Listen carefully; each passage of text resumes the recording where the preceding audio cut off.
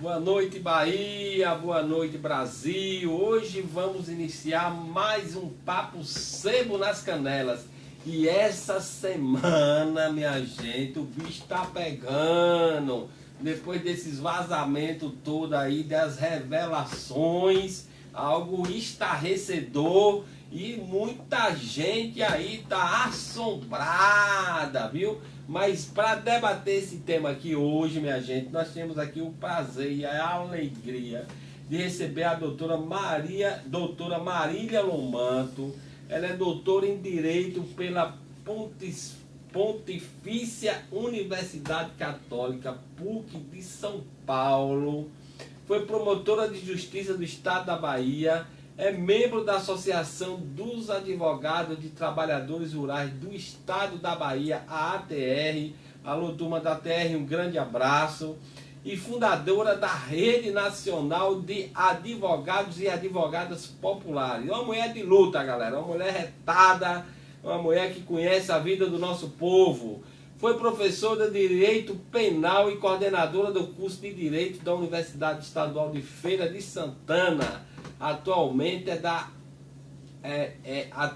da Executiva Nacional da Associação Brasileira de Juristas pela Democracia.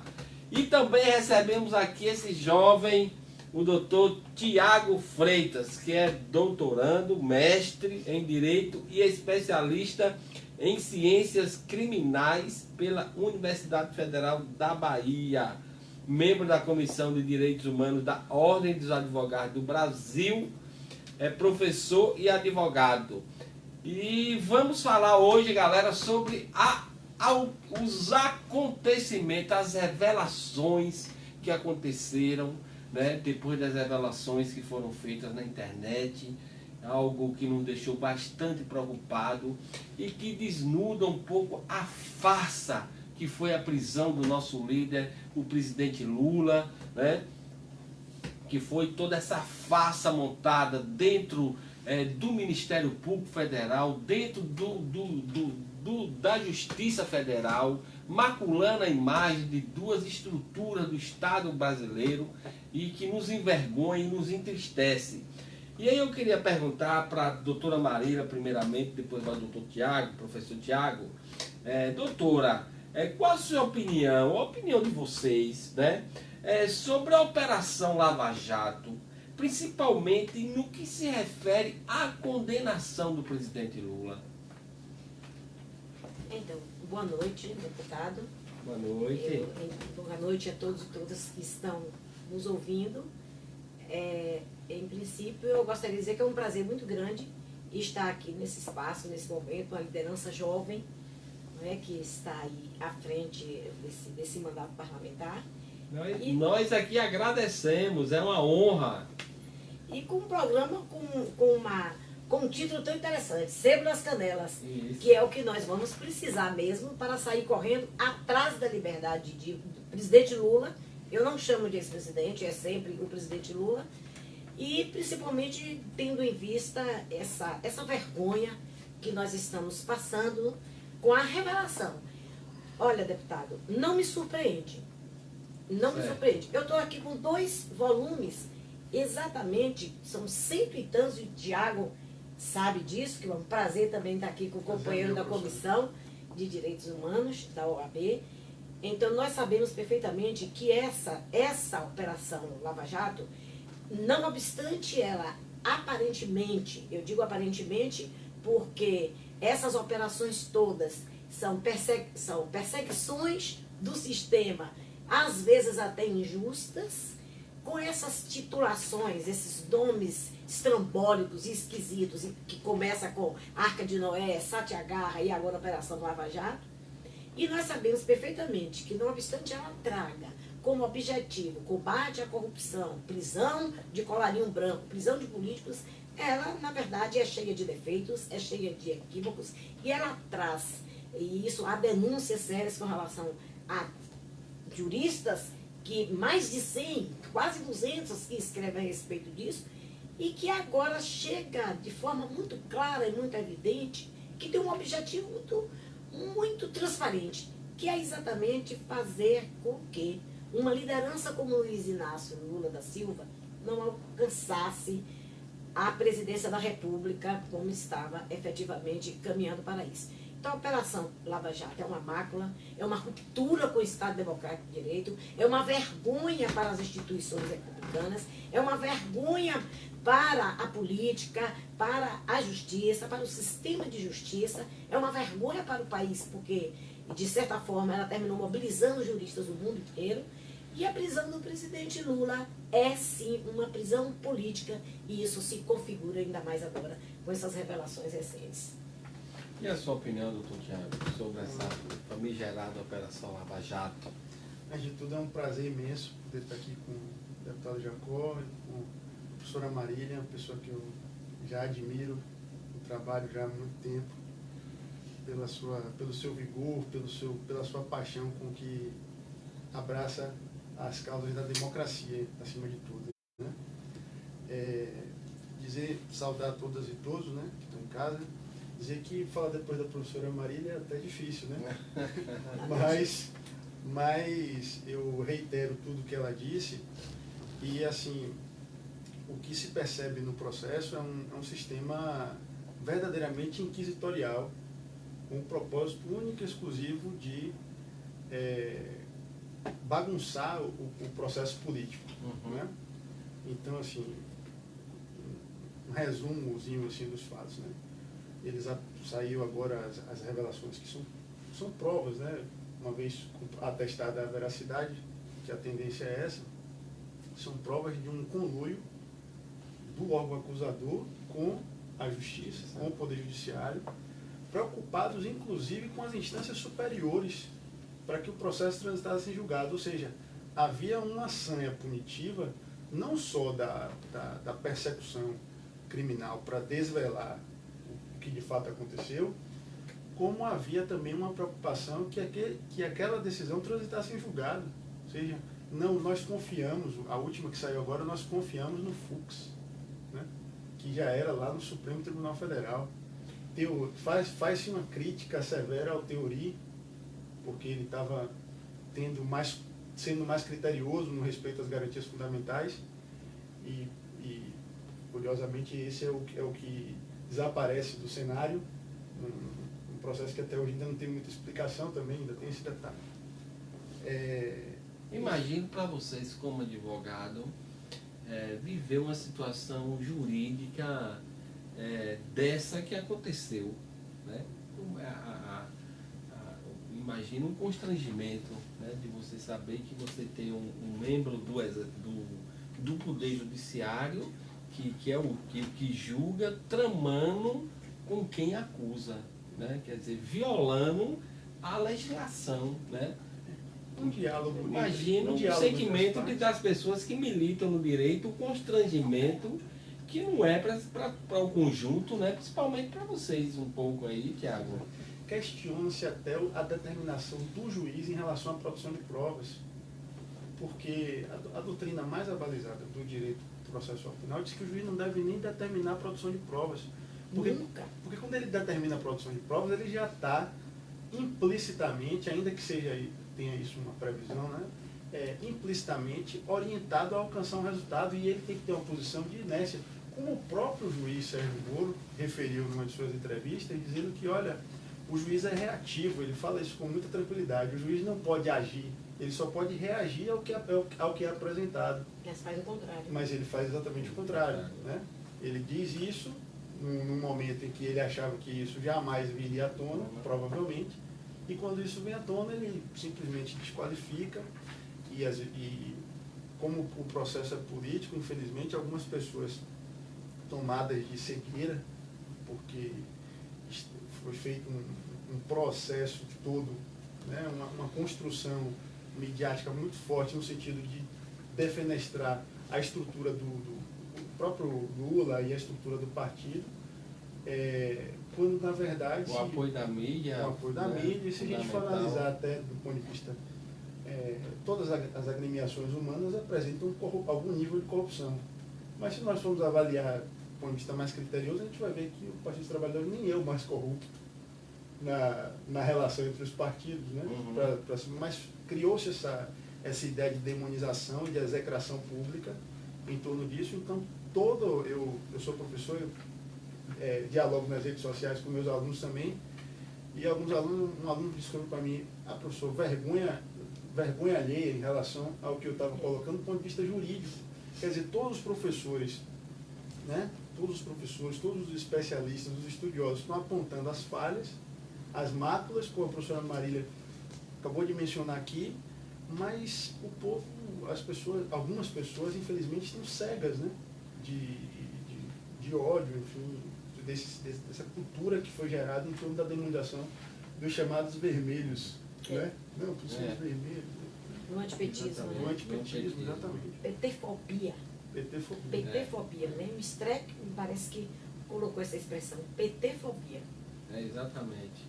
E é assustador, porque é importante essa reflexão aqui, minha gente. Nós estamos falando aqui, Bahia e Brasil, com a doutora Marília Lomanto e com o doutor Tiago, um papo bom, um papo informativo, né?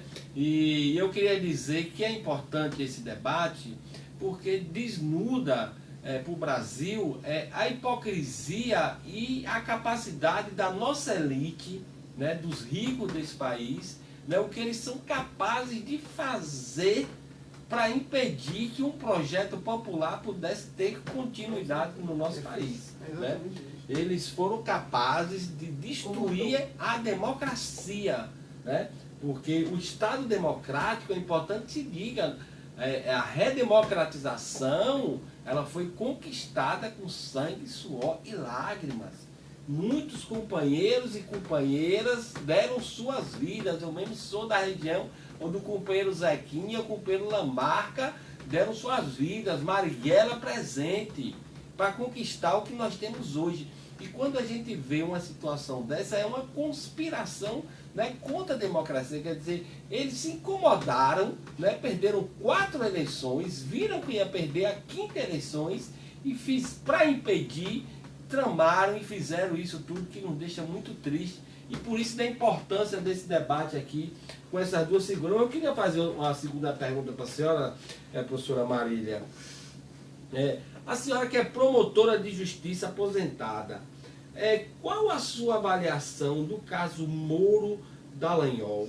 Essa combinação de jogo entre promotor e juiz, quer dizer, aquele que acusa e aquele que julga. Como é que a senhora vê essa relação? Depois eu queria ver também a sua opinião, professor Tiago, sobre essa situação, né, que veio a revelar para a sociedade. O que é que a senhora acha disso?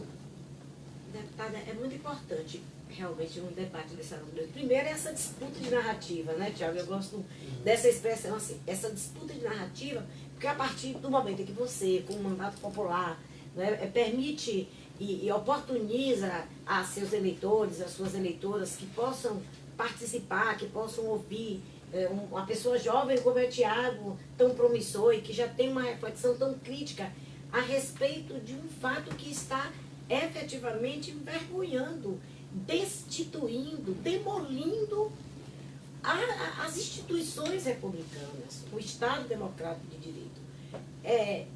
A gente vem denunciando isso, vem disputando essa narrativa nos debates nas universidades, nos espaços públicos, com as organizações, com os movimentos, com muita preocupação. Por quê? Diante dessa situação que pelo menos a gente vem denunciando isso há muito tempo. Nós estamos denunciando isso nesses debates, nos textos, nos livros, mas as pessoas não acreditam, porque elas estão se sentindo, segundo a psiquiatria, absolutamente empoderadas com essa rede social que traz os fake news e que traduz, junto com a mídia, uma linguagem que as pessoas acolhem, aceitam e terminam entrando nesse discurso falso de combate à corrupção. Agora, para além da preocupação com essa ruptura com o que o Estado Democrático de Direito traz, com o Pacto Constituinte de 1988, eu, como promotora de justiça que fui, e ajudei Tiago, deputado, a construir, ajudei sim, a construir esse Ministério Público em 1987, a fazer com que esse Ministério Público tivesse esse perfil de uma instituição autônoma, independente, né, responsável, garantidora da ordem jurídica, do regime democrático. Eu penso que ela se encantou demais com o próprio perfil, se deixou seduzir por isso e faz esse conluio, esse pacto mórbido, abjeto e vil, onde ela se destitui da sua condição de fiscal da lei e, de parte, ela própria rompe com um dos princípios básicos no artigo 5º da Constituição, que ninguém pode ser condenado nem julgado sem o devido processo legal. O que é que faz? Nós temos um sistema acusatório, desde a Idade Média que juiz não pode absolutamente ser ao mesmo tempo acusador, investigador, e é o que o Moro fez. Saiu do que Diago fala, saiu da sua inércia e faz, na verdade, ele que conduziu esse processo. Eu tenho vergonha, eu lhe confesso a quem está me ouvindo, eu tenho vergonha, eu me sinto constrangida e sinto uma espécie de, para além de constrangimento, humilhação mesmo. Humilhação por estar nesse lugar de pessoa que esteve no Ministério Público e assistir ao Ministério Público e ao Poder Judiciário estabelecendo um pacto desonesto, desleal com a Constituição, não é isso, Tiago? Desleal com a sociedade, na perspectiva de tirar de cena um homem para que ele não possa fazer as mudanças que esse projeto, com muita luta, mas esse projeto de um Estado democrático de direito, onde as massas populares e as conquistas civilizatórias foram asseguradas, que é o do ex-presidente Lula. Então, esse pacto entre um juiz e um promotor, ele envergonha, ele trai o juramento constitucional. Ele instala e implementa um novo pacto sem e sem um diálogo com a sociedade. Um juiz determinando o que um promotor deve fazer e um juiz conversando, dialogando, armando arapucas em busca de determinado objetivo, para além de tudo, é desonesto com esse artigo 5º. Por quê? O que é o devido processo legal que garante, né, que garante esse julgamento minimamente garantista, que seja minimamente garantista.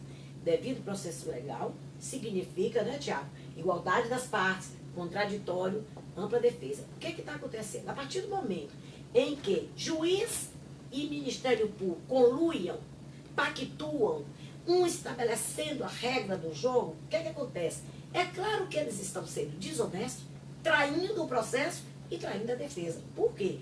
Porque se os dois estão pactuando, se os dois estão estabelecendo regras e estão dizendo o que é que deve ser feito, o que acontece? A parte, onde está o chamado par condício, onde está a chamada igualdade das partes, é lógico que a defesa ficou absolutamente prejudicada com esse pacto desleal, desonesto de traição ao devido processo legal, porque uma parte tem vantagem, né, Tiago?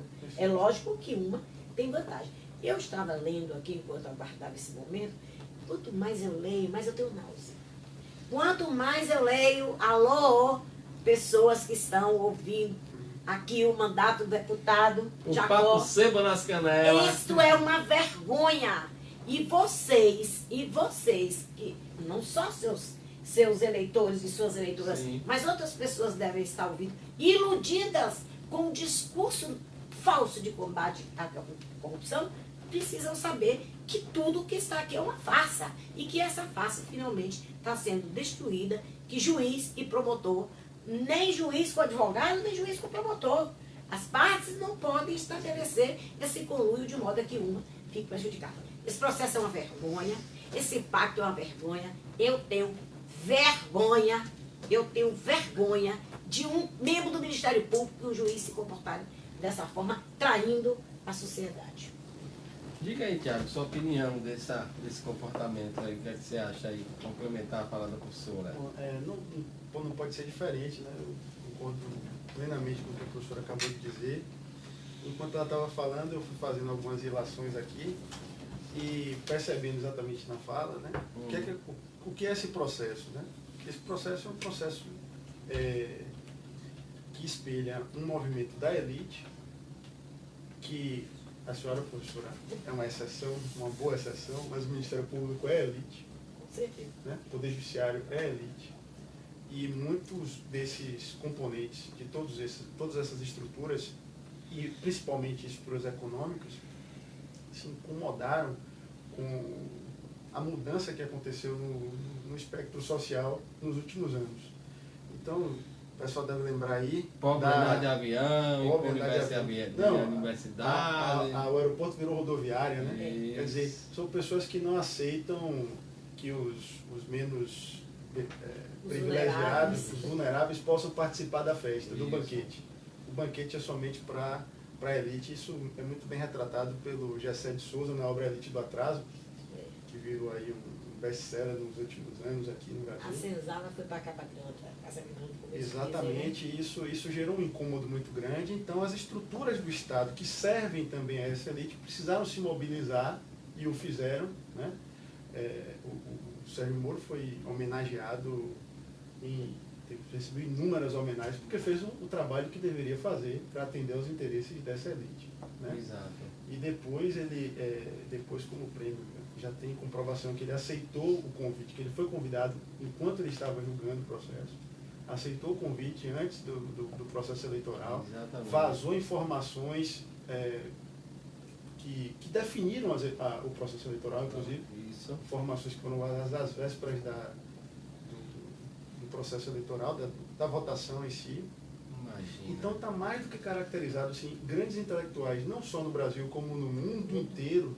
Eu vou citar aqui como exemplo Noam Chomsky, que se posicionando, né, e dizendo que Lula, de Souza Santos, Lula é um preso político. O Papa, inclusive. O próprio Papa... Isso é de uma gravidade extraordinária, mas gente, o que está acontecendo no nosso país, o que fizeram é de extrema gravidade. Desastroso, né, professora? Um negócio que nos envergonha enquanto nação. E o interessante, me desculpe fazer essa intervenção, sim. Se um ex-presidente pode ser vítima de uma persecução dessa natureza, imagine seu Zezinho da padaria se confrontar aos interesses de algum poderoso. Passam por cima dele como um trator, né? Mas é importante, esse é tão informal que a gente está usando. Importante, Tiago, é o que Luiz Inácio Lula da Silva simboliza exatamente seu Zezinho. Exatamente. Os seus Zezinhos, as Donas Marias que existem na vulnerabilidade, na invisibilidade que de repente, né, o povo negro, o povo preto, o povo pobre, a comunidade indígena, o quilombola, esse povo que veio à tona, esse povo que anda nos aeroportos, que passeia por Brasília, esse povo está incomodando.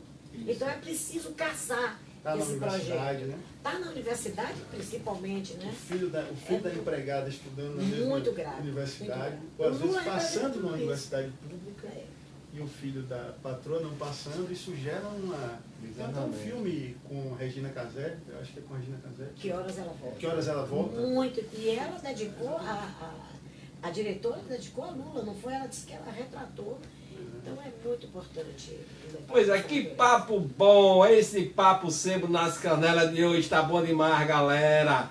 Estamos caminhando para os nossos finalmente, né? Mas eu gostaria de perguntar, né, um último comentário para vocês, para o nosso tanto Tiago quanto a professora Marília, que no próximo dia 25 o STF deverá julgar a suspeição do juiz Sérgio Moro, no caso de Lula, né? Uma parte significativa dos STF já opina pela nulidade do processo. Qual a opinião de vocês? E já aproveitem e façam as considerações finais para a nossa turma, sempre nas canelas que está nos acompanhando. Enfim, nós esperamos um Lula livre. Finalmente, que o grito da rua, o grito que sai do nosso peito, o grito que sai da nossa militância, o grito que sai da justiça, efetivamente se materialize nessas ações, nesses habeas corpus. Tem um coletivo e tem o habeas corpus que Gilmar Mendes pediu, né, pediu vistas e por isso que não foi julgado, e que o Supremo Tribunal Federal finalmente se convenceu de que ele precisa efetivamente tirar a Lula dessa segregação. São várias ações, essa daí vai ser julgada. E o ministro Moro, a essa altura, a suspeição, que é o dado subjetivo, a forma como ele se portou, a forma como ele conduziu, traz absolutamente... Eu não teria nem dúvidas, viu, Tiago? Nós temos a certeza, de tanto que nós já discutimos isso, de que esse processo está contaminado. Todo esse processo onde ele se manifestou está contaminado, e como está contaminado, precisa ser nulo, e Lula precisa obter a sua liberdade. Bem, há uma perspectiva com relação a uma ala minimamente garantista, né? Ou seja, que quer que o devido processo legal aconteça, que está disposta, né, parece, a finalmente fazer essa justiça e liberar Lula. Isso precisa acontecer. Aí o que é que acontece com isso? Não sei até que ponto a gente confia efetivamente que isso aconteça. Esperamos que o tribunal se sensibilize diante desses últimos acontecimentos. Então, o que é que vai acontecer? Aí eu já pergunto. Olha que situação nós ficamos. Um preso político que passou todo o tempo injustamente preso e por uma razão de um ativismo jurídico, um ativismo do juiz e do Ministério Público vergonhoso e desleal, que é exatamente fazer com que este candidato a presidente da República não pudesse estar na disputa eleitoral. O que é que acontece? Né? Nem participar de alguma forma, todas as estratégias possíveis para evitar que Lula falasse, isso vergonhosamente está lá, inclusive com relação àquela entrevista. Então vamos esperar que o Supremo Tribunal Federal se sensibilize com isso. Agora perguntamos nós, como é que fica um presidente que teria tudo para ser eleito e um outro que foi eleito mediante essa farsa, essa trama e todo esse pacto e esse conluio para tirar aquele que possivelmente seria eleito.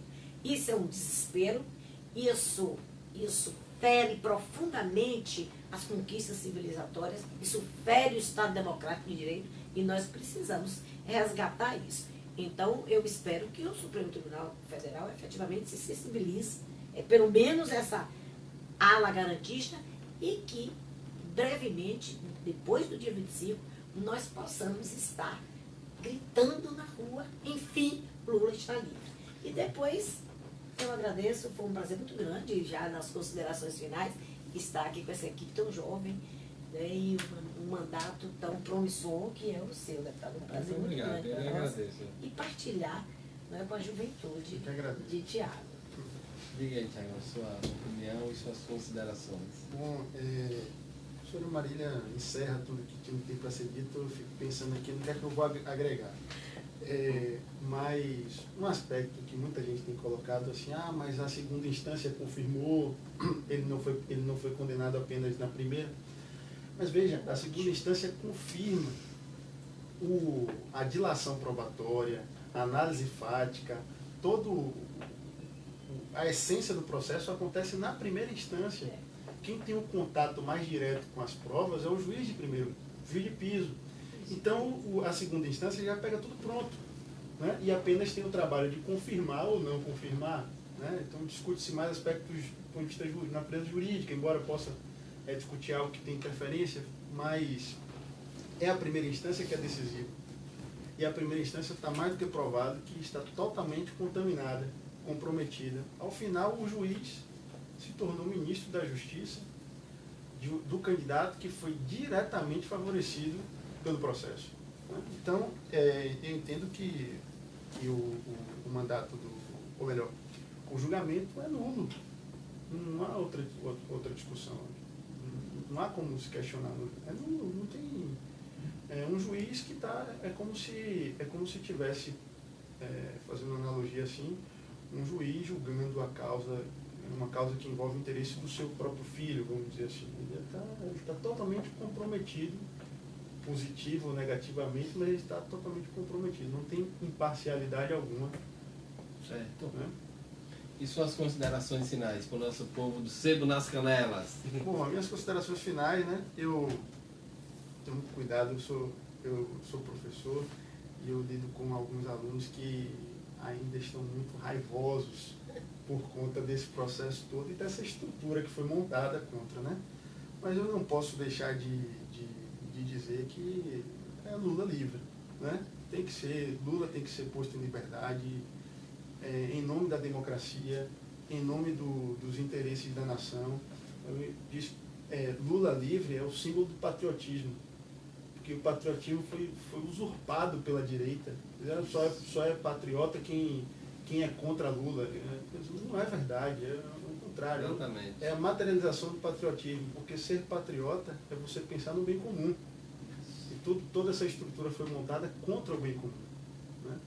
Então eu quero exortar aqui os meus alunos também, que possivelmente estejam assistindo, e os eleitores, né, do deputado Jacó, do qual já manifesto aqui minha admiração por esse trabalho. Muito obrigado. Que está sendo desenvolvido aqui, brilhante.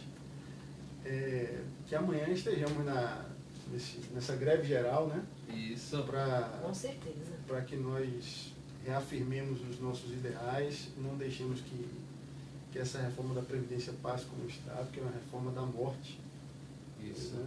Bem lembrado. O Chile está aí como exemplo, né, de fracasso desse processo. E, enfim, uma boa noite a todas e todos e um prazer. Nós aqui agradecemos, Tiago, muito obrigado. Professora Marília também, muito obrigado. O nosso papo só tem a agradecer. Eu fico imaginando, minha gente, como é que um tabaréu lá da Serra do Assuruá virou deputado e está aqui com duas pessoas aqui da academia, doutoragem aqui para mais de metro, um papo de alto nível, uma integração. Eu só tenho que agradecer. Mas queria dizer que amanhã é dia de luta, amanhã é dia da rua, amanhã é dia de defender a democracia, é dia de defender Lula livre, é não a reforma da Previdência, nenhum direito a menos. Quero também mandar um abraço para todos os casais da Bahia e do Brasil, que essa semana foi... ontem, né, foi o dia dos namorados. Então eu queria aproveitar, mandar um alô para todos os namorados e namoradas do Brasil, aqui no Papo Sebo das Canelas. Mandar um alô para minha namorada especial, o meu amor, a minha vida, Jacira. Um beijão para você e em seu nome parabenizo todo o nosso povo aí do Sebo nas Canelas. Um forte abraço e quinta que vem tem mais Papo Sebo nas Canelas, galera!